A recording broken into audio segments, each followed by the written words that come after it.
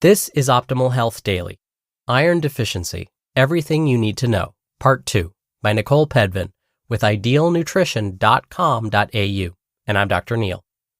Hey there, and welcome back to Optimal Health Daily, where I simply read to you from the best health and fitness blogs for free. I cover fitness, nutrition, stress management, weight management, and lots more. This is kind of like an audiobook, but with articles from a bunch of different authors, and always with permission from the sites. Now, first of all, today is Wednesday, and like I do every Wednesday, I like to share a little bit of inspiration with you. So with that, here we go. Quote, "The greatest of follies is to sacrifice health for any other kind of happiness." Arthur Schopenhauer. Now, the other thing I have to mention is today's post is part 2 from yesterday. So if you're new here or skipping around, I'd recommend listening to yesterday's episode first. But if you're all caught up, let's jump right in and hear part 2 and continue optimizing your life. Iron Deficiency, Everything You Need to Know, Part 2, by Nicole Poidevin, with idealnutrition.com.au. How much iron should we be getting? The recommended daily intake, or RDI, of iron varies for men and women and for different life stages.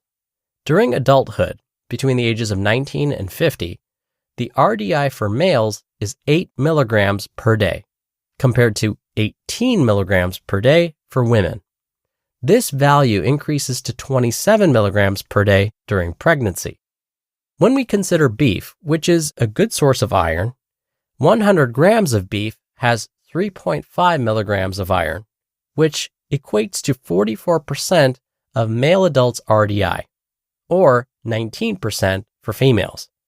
On the other hand, for those following a vegan or vegetarian diet, the RDI goes up to 32 milligrams a day for women and 15 milligrams a day for men, and a whopping 50 milligrams a day during pregnancy. This is due to the non-haem iron in plants being less well absorbed than the haem iron found in animal products. What are the best sources of iron?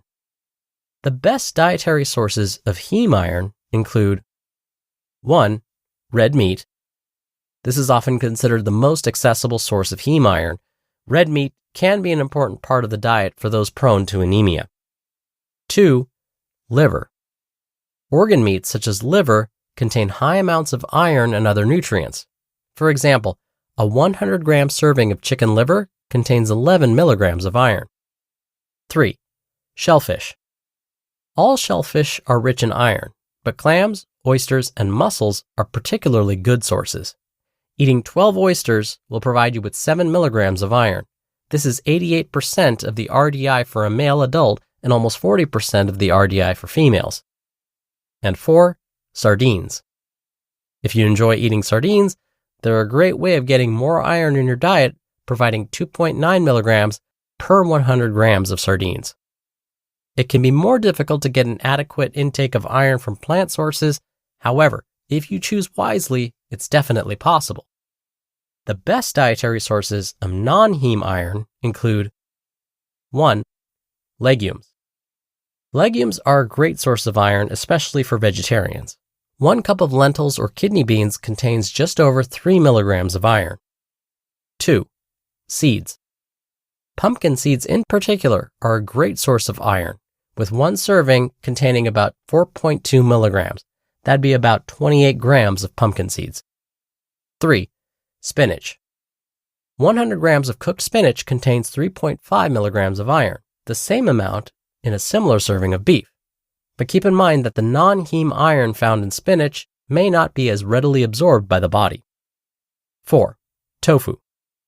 Tofu is rich in protein and minerals including iron, with 100 grams of tofu providing 3 milligrams or 38% of the RDI for adult males or 9% for females. 5. Quinoa.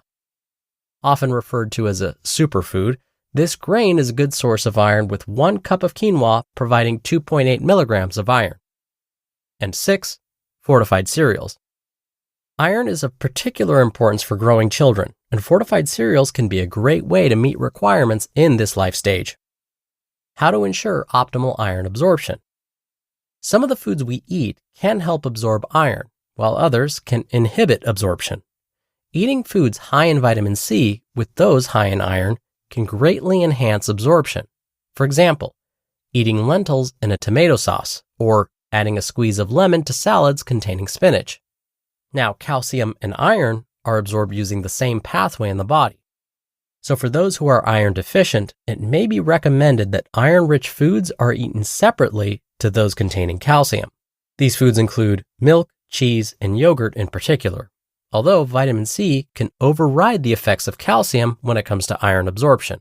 So even if you do have iron-rich food with a calcium-rich food, pairing them with a vitamin C food source such as fruits and vegetables will do the trick. Avoiding tea and coffee with meals may also be beneficial since the tannins in these beverages can bind to iron and inhibit absorption by as much as 50%. It's recommended to have tea and coffee 30 to 60 minutes away from meals. Things to remember. Iron is an incredibly important mineral that must be consumed regularly, and supplements may be required when iron stores are severely depleted and iron deficiency anemia is diagnosed. If you experience symptoms of iron deficiency anemia, speak to your doctor. Self-diagnosing can result in complications due to too much iron in your blood. Iron requirements vary during different life stages. In particular, requirements are increased for women of childbearing age and during childhood, pregnancy, and the adolescent growth spurt. For those who do not eat meat or fish, absorption of iron can be boosted by consuming vitamin C with iron-rich foods and avoiding drinking tea and coffee with meals. You just listened to part 2 of the post titled Iron Deficiency, Everything You Need to Know by Nicole Poidevin with idealnutrition.com.au, and I'll be right back with my commentary. Right now, there's a talented person out there who could take your company to the next level. Do you want to hope they see your job post before your competitors? Or do you want to match with them with Indeed sponsored jobs? Stop struggling to get your job post even seen on other sites. Give your job the best chance to be seen with Indeed sponsored jobs. When I was looking to hire, it was so slow and overwhelming. I wish I had used Indeed. Spend more time interviewing candidates who check all your boxes. Less stress, less time, more results now with Indeed sponsored jobs. And listeners of this show will get a $75 sponsored job credit to help get your job the premium status it deserves at Indeed.com/health. Just go to Indeed.com/health right now and support our show by saying you heard about Indeed on this podcast. Indeed.com/health. Terms and conditions apply. Hiring? Do it the right way with Indeed. From athletic stuff like a full court pickup game, swish, to athletic-ish stuff like a half-mile stroll. Get those steps in. Head to Sierra or Sierra.com for the brands you want at the prices that let you do it all. From athletic to athletic-ish, Sierra's got it. Dr. Neil here with my commentary. I was really glad that today's author, Nicole, repeated the fact that you should never take an iron supplement without a healthcare provider's guidance.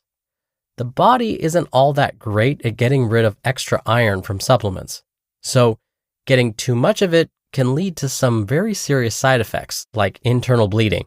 So for those that are otherwise healthy and not pregnant or lactating, the upper limit for iron intake is 45 milligrams per day. Getting 45 milligrams of iron per day just from our diet alone would be really difficult, but it can be really easy if we're taking supplements. So again, don't start taking any iron supplements unless you've been directed to do so by your healthcare provider. They'll also provide very specific dosing instructions too. Because again, getting any more than this 45 milligrams per day can be really harmful. All right, that'll do it for today. Thank you so much for being here. Thank you for listening every day. I hope you're having a great week. And of course, I'll see you back here tomorrow where your optimal life awaits.